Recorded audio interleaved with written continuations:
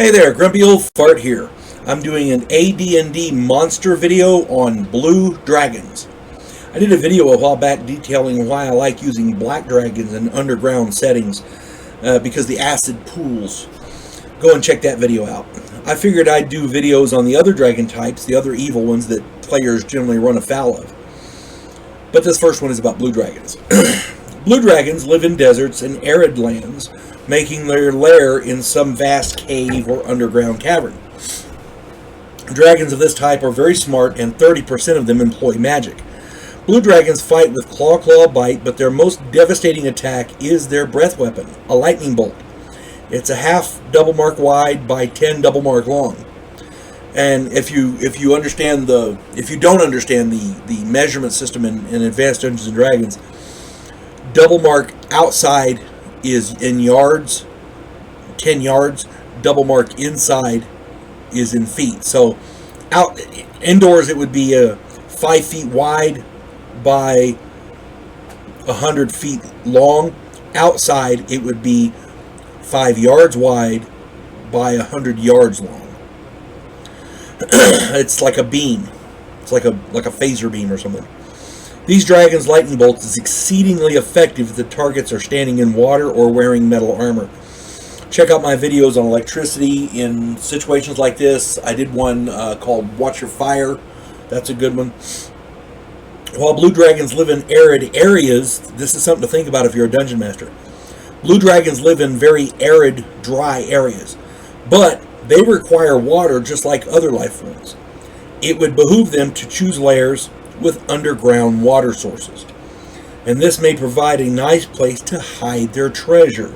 Should player characters try to steal it, they have to go into the water, and lightning and water makes a wonderful weapon against player characters, especially if those player characters are wearing armor.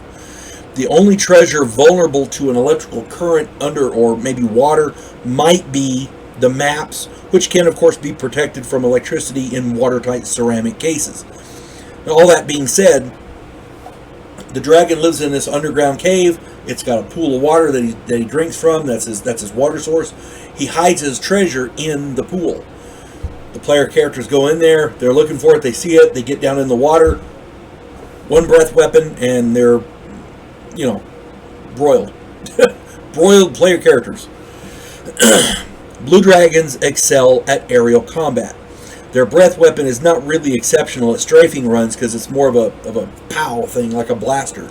But they're limited on how many they get. So strafing runs, not so much.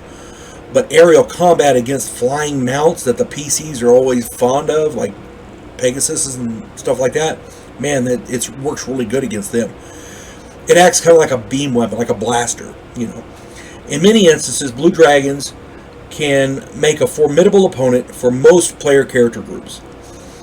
Many players are excited at the prospect of facing a dragon, but seem inordinately surprised when their plate mail armor multiplies the damage that the blue dragon's breath weapon. At that point, most players are scrambling to find some way to escape, and rightly so.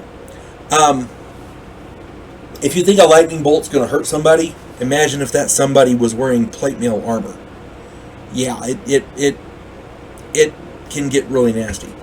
I suggest that if you're going to run a blue dragon, make sure that he has an underground lair and that his treasure is in the water source in that underground lair.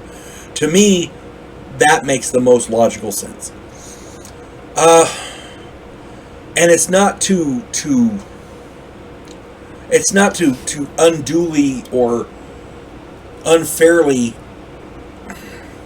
rig the game against the players, but if you're a blue dragon and you can breathe a lightning bolt, you want your best weapon to be as effective as possible. So in that respect, yeah, you give yourself every advantage. If an intelligent creature is not giving itself every advantage in any kind of combat, it's not really intelligent. You see what I'm saying? You got to play it as such. If your players want to succeed, they'll have to play better. Be better players. At any rate, I hope this finds everybody well. And again, this is just advice. It's my advice. I suggest you play it this way. You don't have to. It's your game. Run it the way you want. As long as everybody's having fun, you're doing your job. You folks have a good day. God bless one and all.